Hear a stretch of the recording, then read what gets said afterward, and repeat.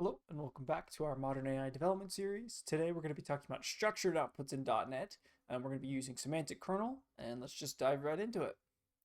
So structured outputs in .NET, what do we mean by this? So when you call an LLM, typically it's just an unstructured text response, right? So in code, if you have an external service returning just strings that you have to then know how to manipulate yourself, that's going to be hard to parse reliably, inconsistent formatting, no type safety, and in C# we want type safety.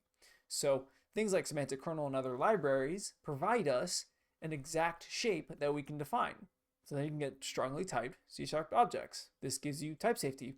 No parsing needed, consistency, and it's not just asking, hey, Mr. ChatGPT, sir, please do this in the exact JSON format I want. Don't make any mistakes, please.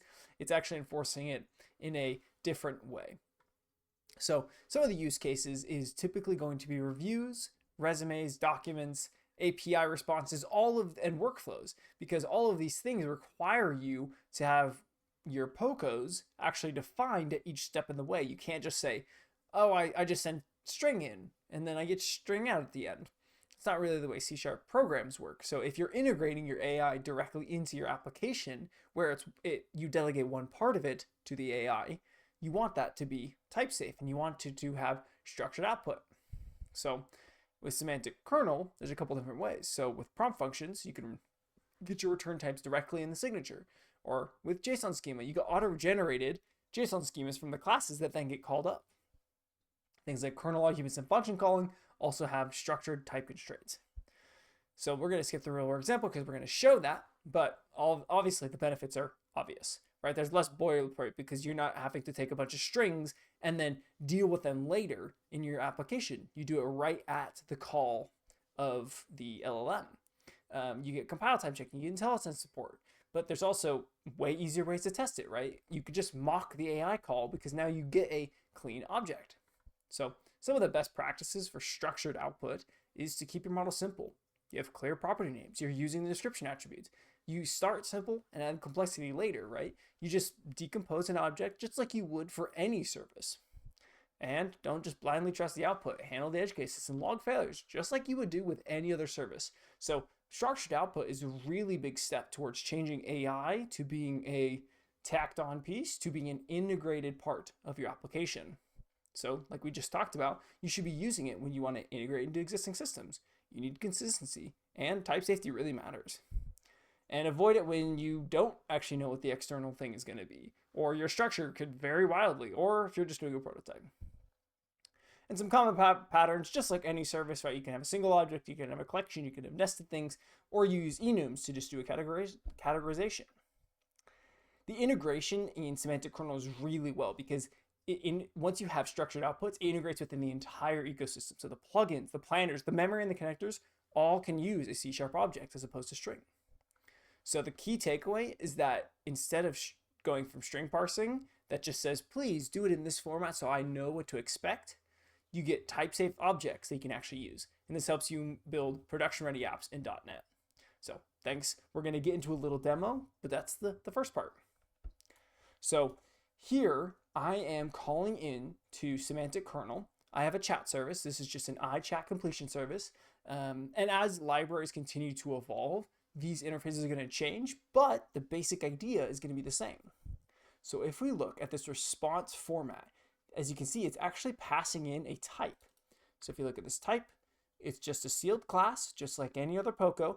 I have a couple decorators for this JSON property name and description, and it's just a wrapper class for a list, so it's a collection, and then each individual one has a bunch of properties. But if you go back, I'm passing in type to response format. So if we go to the source code, gets or sets a response format to use for the completion. And this is an object specifying the format that the model must output. Not may, not can, not will be asked to, but must output. This means that at the application level in the application code in Semantic Kernel, it does that checking. So you don't have to say in your application, maybe I have a real response, maybe I don't. So as you can see here, it gets an object and there's a couple things, but it just sets a response format and it throws it frozen. But if you throw in a type, this will be automatically used to create a JSON schema. So what's powerful about that is I just do type of drill recommendation response. And now here, result content is string, right? But we just said we're not going to do string, but we can actually guarantee this deserialization will return a correct drill. It's not going to return malformed JSON. Obviously, if errors occur on the semantic kernel side, it'll be caught and bubbled up, but it will not be at the level of my code, right? So this is just like any old API response, right? The API upstream could give you an error, but it's not going to be things like it didn't do commas or those kind of things, right? Those will be caught by semantic kernel. So I can kind of treat this as an external response, just like I would any other API. So that's kind of the overall highlight. But what this allows you to do, if we look at the I coaching service, if I ever wanted to mock this, all I'd have to do is generate a drill recommendations async. So outside of this class that uses semantic kernel and gives me a structured output, it's just another part of my service. It's just another part of my API, and it allows you to integrate with the rest of the app. So that's just a brief overview in structured outputs and kind of what it allows you to do. And really, you should be using it if you're integrating with semantic kernel. And as you move forward into Microsoft Agent Framework or other things, structured outputs are where AI is immediately able to be integrated into your rest of applications. Happy coding.